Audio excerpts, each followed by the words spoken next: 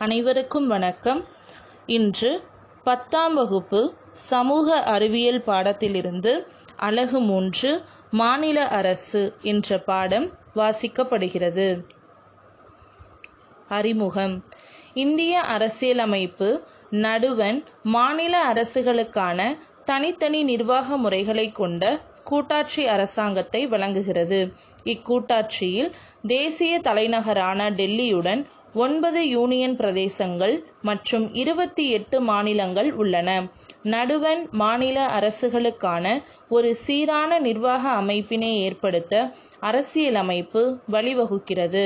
அரசியலமைப்பின் பகுதி 6இல் 152 முதல் 237 வரையிலான சட்டப்பிரிவுகள் அனைத்து மாநிலங்களுக்கான சீரான அமைப்பினை பற்றி குறிப்பிடுகிறது.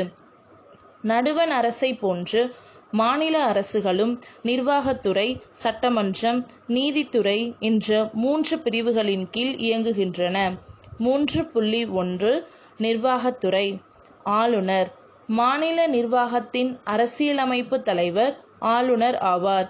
மாநில ஆளுநரின் பெயரில் மாநில நிர்வாகம் செயல்படுகிறது. பொதுவாக ஒவ்வொரு மாநிலத்திற்கும் ஓர் ஆளுநர் இருக்கிறார். ஆனால் நிர்வாகச் சூழலின் காரணமாக ஒரு மாநிலத்தின் ஆளுநர் 2 அல்லது அதற்கு மேற்பட்ட மாநிலங்களின் ஆளுநராகவும் நியமிக்கப்படலாம். அரசியலமைப்பு சட்டப்பிரிவு 154 மாநில ஆளுநரின் நிர்வாக அதிகாரத்தை பற்றி கூறுகிறது. ஆளுநர் நியமனம். மாநில ஆளுநர் குடியரசுத் தலைவரால் நியமனம் செய்யப்படுகிறார். வழக்கமாக அவரது பதவிக்காலம் 5 ஆண்டுகள். ஆனால் குடியரசுத் தலைவரின் விருப்பத்தின் பெயரில் அவரது பதவிக்காலம் நீட்டிக்கப்படலாம். பொதுவாக ஒருவர் தனது சொந்த மாநிலத்தின் ஆளுநராக நியமிக்கப்பட மாட்டார். மேலும் அவர் குடியரசுத் தலைவரால் ஒரு மாநிலத்திலிருந்து வேறொரு மாநிலத்திற்கு மாற்றப்படலாம். குடியரசுத் தலைவருக்கு தனது பணித்துறப்பு கடிதத்தை கொடுப்பதன் மூலம் ஆளுநர் எந்நேரத்திலும் பதவி விலகலாம். மாநில சட்டமன்றமோ அல்லது உயர்நீதிமன்றமோ ஆளுநரின் பணி நீக்கத்தில் பங்கு பெற முடியாது. ஒருவர் எத்தனை முறை வேண்டுமானாலும் ஆளுநராக நியமிக்கப்படலாம். ஒருவரை ஒரு மாநில ஆளுநராக நியமனம் செய்யப்படுவதில் 2 மரபுகள் பின்பற்றப்படுகின்றன. அவை: ஆளுநராக நியமிக்கப்படும் ஒருவர் தான் எந்த மாநிலத்திற்கு ஆளுநராக நியமிக்கப்பட உள்ளாரோ அந்த மாநிலத்தில் வசிப்பவராக இருத்தல் கூடாது. மேலும் ஆளுநராக நியமிக்கப்படும் ஒருவரை நடுவண் அரசு மாநில அரசுடன் கலந்தாலோசித்து அவரது பெயரை முன்மொழிய வேண்டும்.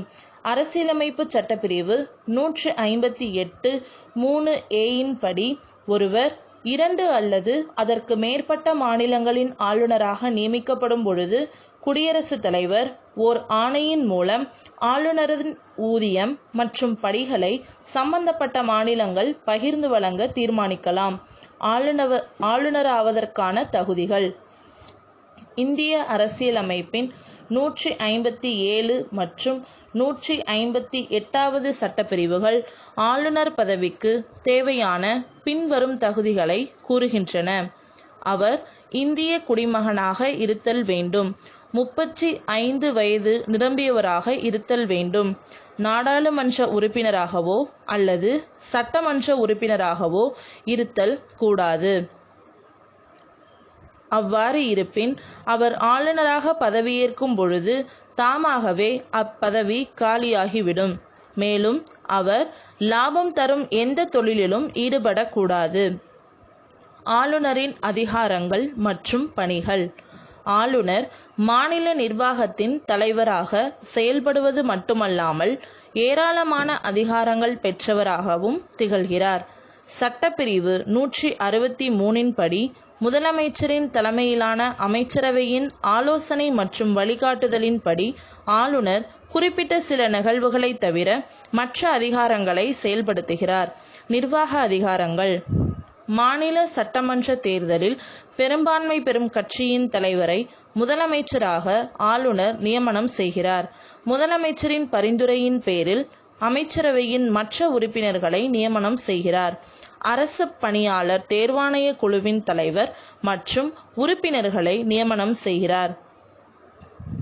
மாநில தலைமை தேர்தல் அதிகாரியை நியமனம் செய்து அவரது பணிக்காலம், பணியின் தன்மையை தீர்மானிக்கிறார். ஆளுநர் மாநில பல்கலைக்கழகங்களின் வேந்தராக செயல்படுவதுடன் துணை வேந்தர்களையும் நியமனம் செய்கிறார்.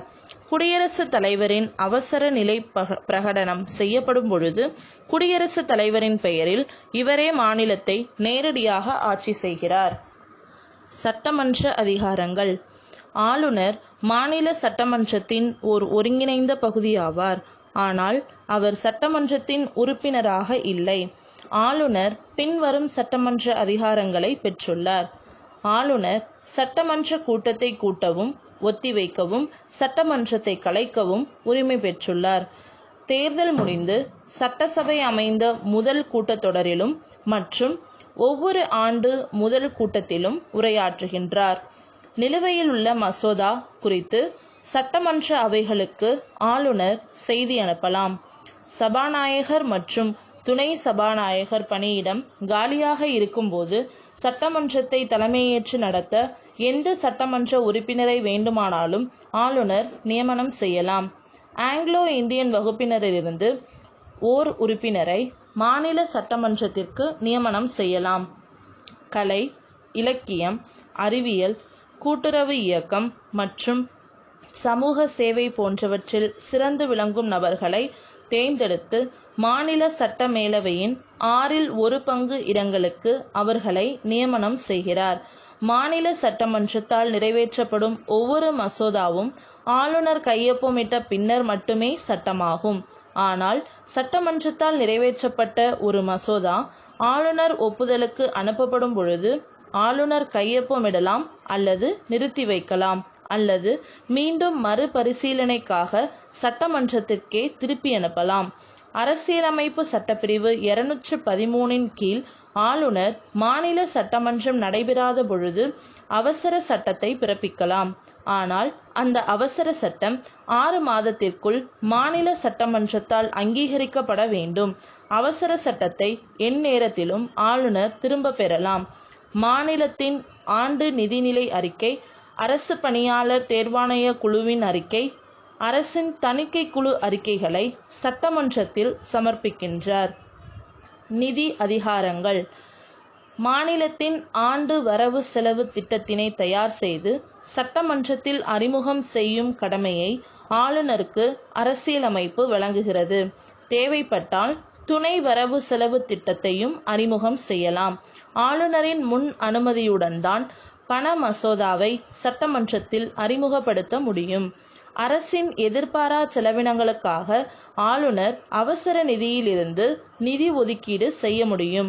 பஞ்சாயத்துகள் மற்றும் நகராட்சிகளின் நிதிநிலையை ஆய்வு செய்ய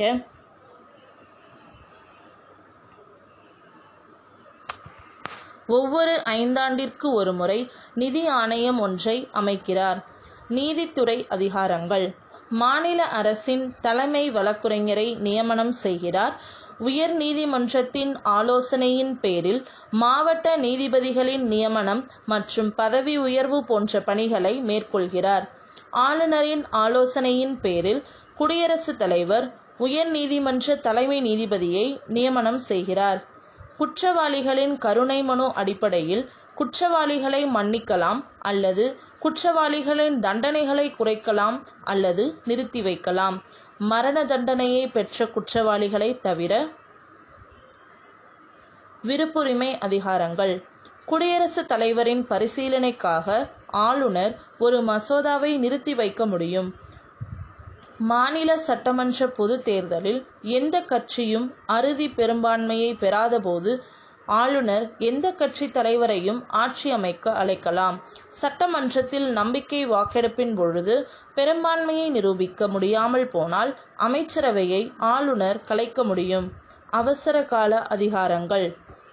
மாநில அரசு அரசியலமைப்பு விதிகளுக்கேற்ப செயல்படவில்லை என்று ஆளுநர் உறுதியாக நம்பினால் அரசியலமைப்பு சட்டப்பிரிவு 356 கீழ் மாநில அரசை கலைக்க குடியரசுத் தலைவருக்கு பரிந்துரை செய்யலாம்.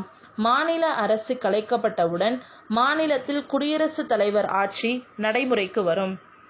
ஆளுநர் குடியரசுத் தலைவரின் பிரதிநிதியாக மாநிலத்தை நிர்வாகம் செய்கிறார். ஆளுநரின் சிறப்புரிமைகள். சட்டப்பிரிவு 361 பிரிவு 1 ஆளுநருக்கான கீழ்காணும் சிறப்புரிமைகளை வழங்குகின்றது. தனது பணிகள் மற்றும் அதிகாரத்தை செய்ய வேண்டும் என எண்ணுவதிலும் செயல்படுத்துவதிலும் எந்த நீதிமன்றத்திற்கும் பதிலளிக்க வேண்டிய அவசியமில்லை. ஆளுநரின் பதவிக்காலத்தில் அவர் மீது குற்றச்சாட்டுகளை சுமத்தவோ அல்லது அவரை கைது செய்யவோ எந்த நீதிமன்றமும் உத்தரவு பிறப்பிக்க முடியாது. 3.2 முதலமைச்சர். அரசியலமைப்பால் அமைக்கப்பட்ட நாடாளுமன்ற முறையில் அமைந்த அரசில் ஆளுநர் மாநிலத்தின் பெயரளவு நிர்வாகியாகவும் முதலமைச்சர் உண்மையான நிர்வாகியாகவும் உள்ளனர். வேறு வகையில் கூற வேண்டுமாயின் ஆளுநர் என்பவர் மாநிலத்தின் அரசின் தலைவர், முதலமைச்சர் என்பவர் அரசாங்கத்தின் தலைவர் ஆவார். முதலமைச்சரின் நியமனம். முதலமைச்சர் மாநில ஆளுநரால் நியமனம் செய்யப்படுகிறார். முதலமைச்சரின் பதவிக்காலம் நிர்ணயிக்கப்பட்ட ஒன்றல்ல. சட்டமன்ற உறுப்பினர்களின் பெரும்பான்மை ஆதரவு எவ்வளவு காலத்திற்கு தொடர்கிறதோ அதுவரை அவர் முதலமைச்சராக நீடிக்கலாம். சட்டமன்றத்தில் எப்பொழுது அவர் பெரும்பான்மையை இழக்கிறாரோ அப்பொழுது தனது பதவியை ராஜினாமா செய்கிறார். சட்டமன்றத்தில் மற்ற உறுப்பினர்களின் பதவிக்காலம் போலவே முதலமைச்சரின் பதவிக்காலமும் 5 ஆண்டுகள் ஆகும். முதலமைச்சரின் அதிகாரங்கள் மற்றும் பணிகள். அமைச்சரவை தொடர்பானவை. முதலமைச்சரின் பரிந்துரையின் பேரில் ஆளுநர் அமைச்சர்களை நியமிக்கிறார். அமைச்சர்களுக்கு துறைகளை ஒதுக்கீடு செய்கிறார். தனது அமைச்சரவையை மாற்றி அமைக்கிறார். அமைச்சரவை கூட்டத்தை தலைமையேற்று நடத்தி முடிவுகளை எடுக்கிறார். அமைச்சர்கள் அனைவரையும் கட்டுப்படுத்தி வழிநடத்தி இயக்கி அவர்களது நடவடிக்கைகளை ஒருங்கிணைக்கிறார். ஆளுநர் தொடர்பானவை. கீழ்காணும் அலுவலர்களின் நியமனங்கள் தொடர்பாக ஆளுநருக்கு ஆலோசனை வழங்குகிறார். மாநில அரசு வழக்குரைஞர், மாநில தேர்தல் ஆணையர், அரசு பணியாளர் தேர்வாணையத்தின் தலைவர் மற்றும் உறுப்பினர்கள், மாநில திட்டக்குழு தலைவர் மற்றும் உறுப்பினர்கள், மாநில நிதிக்குழு தலைவர் மற்றும் உறுப்பினர்கள். சட்டமன்றம் தொடர்பானவை. சட்டமன்ற கூட்டத்தொடரை ஆரம்பிக்கவும் ஒத்திவைக்கவும் ஆளுநருக்கு முதலமைச்சர் ஆலோசனை வழங்குகிறார். சட்டமன்றத்தில் அரசின் கொள்கைகளை அறிவிக்கிறார்.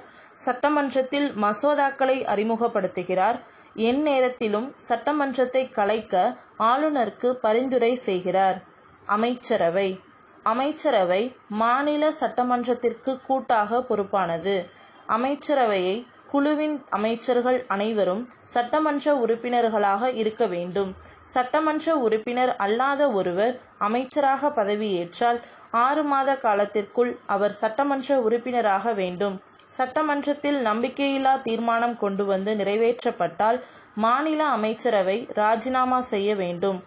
அரசியலமைப்பு சட்டப்பிரிவு 163 ஆளுநருக்கு ஆலோசனைகள் வழங்க அமைச்சரவையை உருவாக்க வழிவகை செய்திருக்கிறது.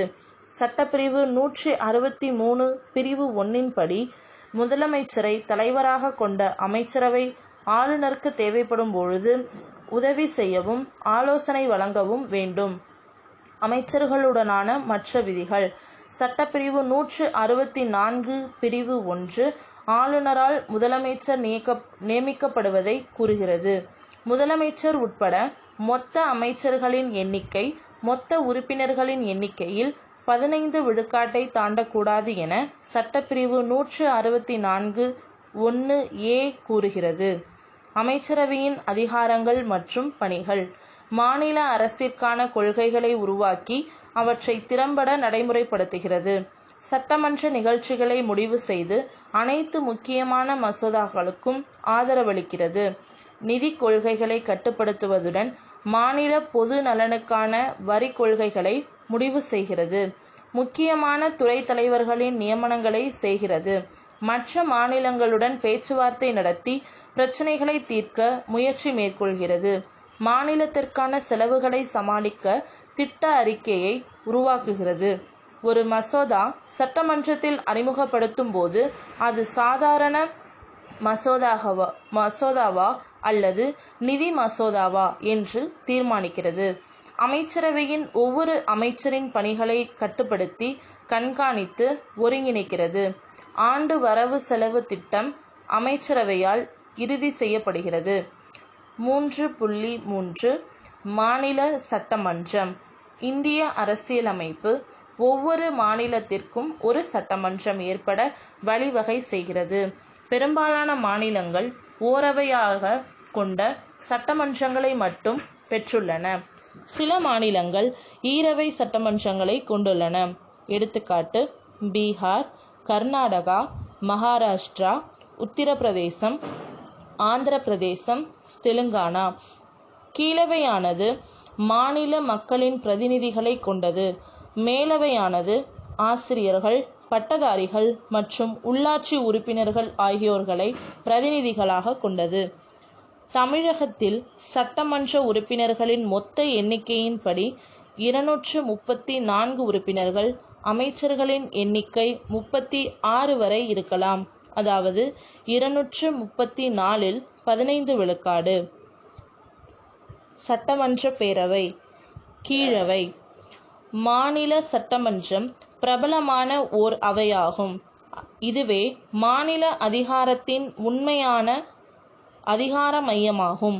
இது வயது வந்தோர் வாக்குரிமையின் அடிப்படையில் மக்களால் நேரடியாக தேர்ந்தெடுக்கப்பட்ட உறுப்பினர்களை கொண்டது. சட்டமன்ற உறுப்பினர்களின் எண்ணிக்கை மக்கள் தொகையை பொறுத்து மாநிலத்திற்கு மாநிலம் வேறுபடுகிறது. இருப்பினும் சட்டமன்ற உறுப்பினர்களின் எண்ணிக்கை அதிகபட்சம் 500க்கு மிகாமலும் குறைந்தபட்சம் 60க்கு குறையாமலும் இருக்க வேண்டும். சட்டமன்றத்தின் பதவிக்காலம் 5 ஆண்டுகள் ஆகும். இருப்பினும் 5 ஆண்டுகள் முடியும் முன்னரே சட்டமன்றம் கலைக்கப்படலாம்.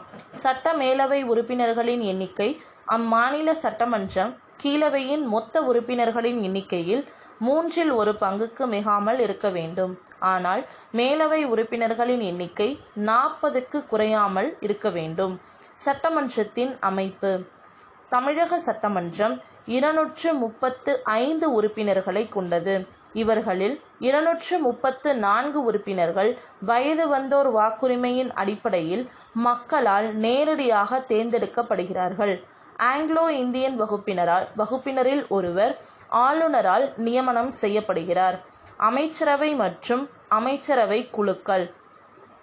அமைச்சரவை கேபினெட் என்ற ஒரு சிறிய அமைப்பானது அமைச்சரவையின் உட்கரு ஆகும். இது கேபினெட் அமைச்சர்களை மட்டும் உள்ளடக்கியது. இதுவே மாநில அரசின் உண்மையான அதிகார மையமாக விளங்குகிறது. அமைச்சரவை குழுக்கள் எனப்படும் வெவ்வேறு குழுக்கள் மூலம் கேபினெட் செயலாற்றுகிறது. அவற்றில் 2 வகைகள் உள்ளன. அவை ஒன்று நிரந்தரமானது, மற்றொன்று தற்காலிகமானது ஆகும். சபாநாயகர். சட்டமன்ற உறுப்பினர்களிடையே சபாநாயகர் மற்றும் துணை சபாநாயகர் தேர்ந்தெடுக்கப்படுகின்றனர். சட்டமன்றம் ஒரு தீர்மானத்தின் மூலம் 14 நாட்கள் அறிவிப்பு கொடுத்த பிறகு சபாநாயகரை பதவி நீக்கம் செய்யலாம். அதற்கு முன் சபாநாயகரை பதவி நீக்கம் செய்யும் தீர்மானத்தின் மீது வாக்கெடுப்பு நடக்கும் நேரத்தில் அவைக்கு வந்த பெரும்பாலான உறுப்பினர்கள் வாக்களித்து தீர்மானத்தை நிறைவேற்ற வேண்டும்.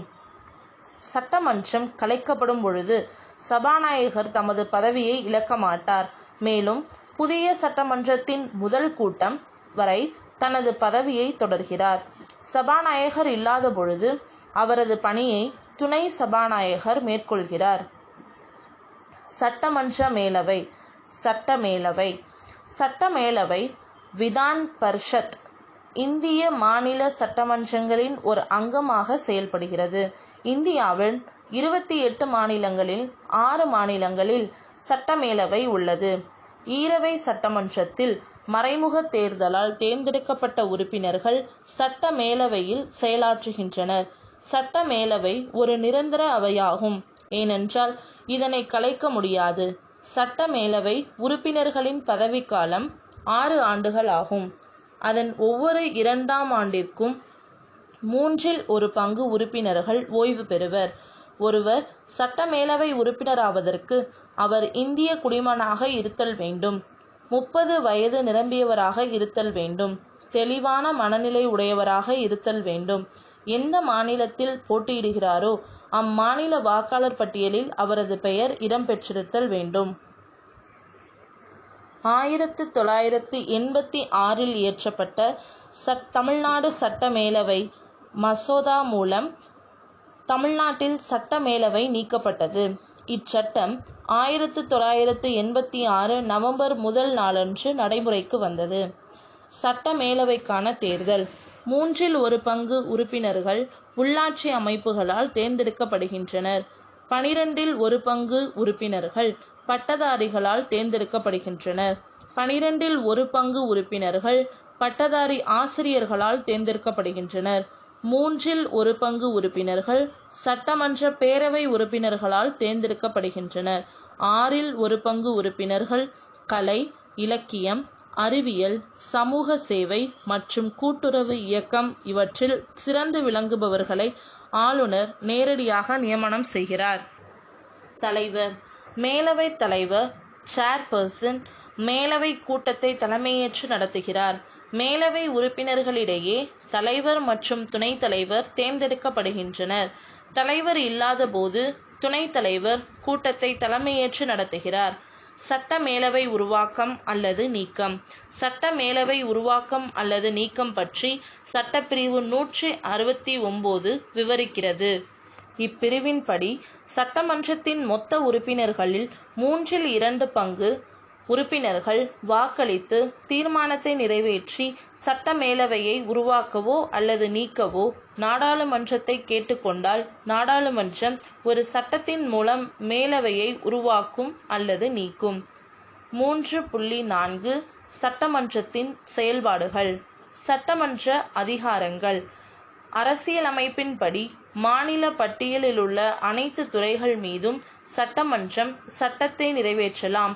பொது பட்டியலிலும் சட்டமன்றம் சட்டம் இயற்றலாம். ஆனால் அதே சட்டத்தை நடுவண் அரசு இயற்றும் பொழுது மாநில அரசின் சட்டம் செயலற்றதாகிவிடும். மத்திய நாடாளுமன்ற நடைமுறையை போன்றே மாநில சட்டமன்றத்தின் மசோதாவும் சட்டமாக நிறைவேறுகிறது. நிதி அதிகாரங்கள். சட்டமன்றம் மாநிலத்தின் நிதிநிலையை கட்டுப்படுத்துகிறது. சட்டமன்ற கீழவையானது மேலவையை காட்டிலும் பண நடவடிக்கைகளில் அதிக அதிகாரத்தை பெற்றுள்ளது. பண மசோதா கீழவையில் மட்டுமே அறிமுகப்படுத்த முடியும். சட்டமன்ற கீழவையின் அனுமதியின்றி புதிய வரிகளை விதிக்க முடியாது. நிர்வாகத்துறையின் மீது கட்டுப்பாடுகள். அமைச்சரவையானது சட்டமன்றத்திற்கு பொறுப்பானது. சட்டமன்ற உறுப்பினர்களின் கேள்விகளுக்கு அமைச்சர்கள் பதிலளிக்க வேண்டும். அமைச்சரவைக்கு எதிராக நம்பிக்கையில்லா தீர்மானம் கொண்டுவரப்பட்டு நிறைவேற்றப்பட்டால் அமைச்சர்கள் பதவி நீக்கம் செய்யப்படுவர். 3.5 மாநில நீதித்துறை. உயர்நீதிமன்றங்கள். 1862 உயர்நீதிமன்றங்கள் கொல்கத்தா, மும்பை மற்றும் சென்னையில் தோற்றுவிக்கப்பட்டன. காலப்போக்கில் பிரிட்டிஷ் இந்தியாவின் ஒவ்வொரு மாகாணமும் ஓர் உயர்நீதிமன்றத்தை கொண்டிருந்தது. 1950க்கு பிறகு தோற்றுவிக்கப்பட்ட உயர்நீதிமன்றங்கள் அண்டை மாநிலங்களுக்கும் உயர்நீதிமன்றமாக விளங்கியது. மாநில அளவில் உயர்நீதிமன்றங்களே மிக உயர்ந்த நீதிமன்றங்களாகும். இந்திய அரசியலமைப்பு சட்டம் ஒவ்வொரு மாநிலத்திற்கும் ஓர் உயர்நீதிமன்றத்தை தோற்றுவிக்க வழிவகுக்கிறது. ஆனால் 1956 ஆண்டு 7வது திருத்தச் சட்டம் 2 மற்றும் 2ற்கு மேற்பட்ட மாநிலங்கள் யூனியன் பிரதேசங்கள் என்று ஒரு பொதுவான உயர்நீதிமன்றத்தை நிறுவ நாடாளுமன்றத்திற்கு அங்கீகாரம் வழங்கியது. எடுத்துக்காட்டாக பஞ்சாப், ஹரியானா மற்றும் யூனியன் பிரதேசமான சண்டிகர் ஆகிய பகுதிகளுக்கு சண்டிகரிலுள்ள உயர் நீதிமன்றம் பொது நீதிமன்றமாக உள்ளது. இதேபோன்று கவுகாத்தியிலுள்ள உயர்நீதிமன்றம் 4 வடகிழக்கு மாநிலங்களான அஸ்ஸாம், நாகாலாந்து, மிசோரம், அருணாச்சல பிரதேசம் போன்றவைகளுக்கு பொது நீதிமன்றமாக உள்ளது. இந்த நீதிமன்றத்தின் கிளைகள் இட்டாநகர், கொஹிமா, ஐஸ்வால் ஆகிய இடங்களில் அமைந்துள்ளன. டெல்லி ஒரு மாநிலமாக இல்லாத போதும் தனக்கென்று சொந்தமாக ஒரு உயர் நீதிமன்றத்தை கொண்டுள்ளது. ஒவ்வொரு நீதிமன்றமும் தலைமை நீதிபதி மற்றும் பல நீதிபதிகளின் கொண்டுள்ளது. உயர் நீதிமன்ற நீதிபதிகளின் எண்ணிக்கை மாநிலத்திற்கு மாநிலம் மாறுபடும். உயர் நீதிமன்ற நீதிபதிகளின் எண்ணிக்கை குடியரசுத் தலைவரால் தீர்மானிக்கப்படுகிறது. தற்போது இந்தியாவில் 28 மாநிலங்கள் 2019 ஜனவரியில் தோற்றுவிக்கப்பட்டு அமராவதியில் இயங்கும் ஆந்திர பிரதேசத்தின் புதிய உயர்நீதிமன்றத்தையும் சேர்த்து மற்றும் 9 யூனியன் பிரதேசங்களும் சேர்த்து 25 உயர்நீதிமன்றங்கள் செயல்படுகின்றன. உயர்நீதிமன்ற நீதி வரையறை மற்றும் அதிகாரங்கள். தனக்கேயுரிய நீதி வரையறை. சென்னை, மும்பை, கொல்கத்தா நீதிமன்றங்கள் தங்களுக்கான நீதி வரையறை அதிகாரங்களுடன் மேல்முறையீட்டு வழக்குகளை விசாரிக்கும் அதிகாரங்களையும் பெற்றுள்ளன. அதே வேளையில் மற்ற நீதிமன்றங்கள் பெரும்பாலும் மேல்முறையீட்டு வழக்குகளை விசாரிக்கும் அதிகாரங்களை மட்டுமே பெற்றுள்ளன. 1862 ஆண்டு ஜூன் 26 நாளில் விக்டோரியா மகாராணி வழங்கிய காப்புரிமை கடிதத்தின் மூலம் சென்னை, மும்பை, கொல்கத்தா ஆகிய மாகாணங்களில் உயர்நீதிமன்றங்கள் தோற்றுவிக்கப்பட்டன. இவற்றில் மெட்ராஸ் உயர்நீதிமன்ற வளாகம் உலகிலேயே லண்டனுக்கு அடுத்து 2வது பெரிய நீதித்துறை வளாகமாகும். முக்கியத்துவம் வாய்ந்த வழக்குகள், உயில், திருமணம் சார்ந்த வழக்குகள் மற்றும் நீதிமன்ற அவமதிப்பு வழக்குகள் ஆகியவற்றை மட்டும் நேரடியாக விசாரிக்கும் அதிகாரங்களை இவை பெற்றுள்ளன. மாகாண நீதிமன்றங்கள் தன் எல்லைக்கு உட்பட்ட பகுதிகளில் ரூபாய் 2000 மற்றும் அதற்கு மேற்பட்ட தொகையை மதிப்புடைய குற்றவியல் வழக்குகளை தனக்கே உரிய நீதி வரையறையை பயன்படுத்தி மாகாண நீதிபதிகள் விசாரிக்க முடியும். மேல்முறையீட்டு நீதி வரையறை.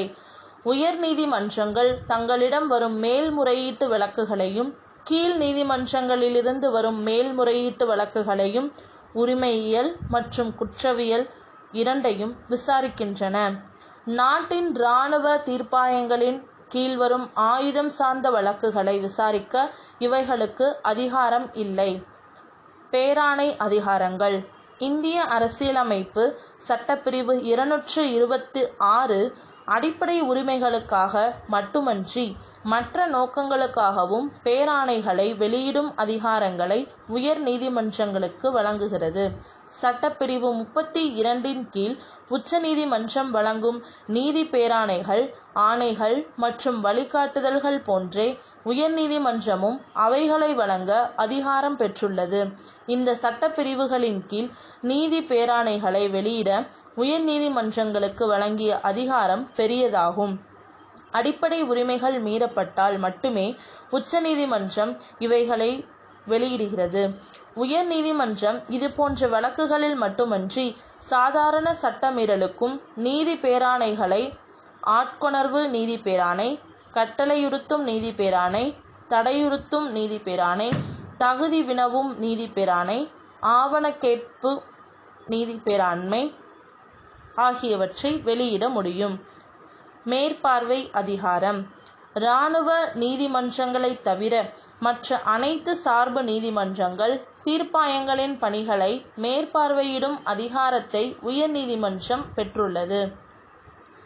கீழ் நீதிமன்றங்களில் கொடுக்கப்பட்ட அதிகாரங்களை திரும்பப் பெறும் அதிகாரம், பொது சட்டங்கள் மற்றும் பரிந்துரைக்கப்பட்ட படிவங்கள் மூலம் பயிற்சி மற்றும் நடவடிக்கைகளை ஒழுங்குபடுத்த ஓர் ஆணையை வெளியிடச் செய்தல், பரிந்துரைக்கப்பட்ட முறைகளில் கீழ் நீதிமன்றங்கள் புத்தகங்கள், பதவிகள், கணக்குகளை பராமரித்தல், ஷெரிப், எழுத்தாளர்கள், அலுவலர்கள் மற்றும் சட்ட வல்லுநர்கள் ஆகியோருக்கான கட்டணத்தை செலுத்துதல் போன்றவை குறித்து தீர்மானித்தல். ஆவணங்களின் பாதுகாப்பு பெட்டகம். உயர்நீதிமன்றத்தில் வழங்கப்பட்ட அனைத்து முடிவுகள் மற்றும் தீர்ப்புகள் அச்சடிக்கப்பட்டு சான்றாதாரமாக பாதுகாக்கப்படுகின்றன. எதிர்காலத்தில் எழும் கேள்விகளுக்கு தீர்வாக கடந்த கால தீர்ப்புகள் உதவுகின்றன. இதனால் உயர்நீதிமன்றம் பதிவேடுகளின் நீதிமன்றமாக செயல்படுகிறது. பாடத்தின் சுருக்கம். மாநில நிர்வாகத்தின் அரசியலமைப்பு தலைவர் ஆளுநர் ஆவார். ஆளுநரால் முதலமைச்சர் நியமிக்கப்படுகிறார். மாநில சட்டமன்றத்திற்கு அமைச்சரவை கூட்டு பொறுப்பானது. சட்டமன்றம் மாநிலத்தின் உண்மையான அதிகார மையமாகும். தற்போது 28 மாநிலங்கள் மற்றும் 9 யூனியன் பிரதேசங்களுக்கு 25 உயர்நீதிமன்றங்கள் உள்ளன.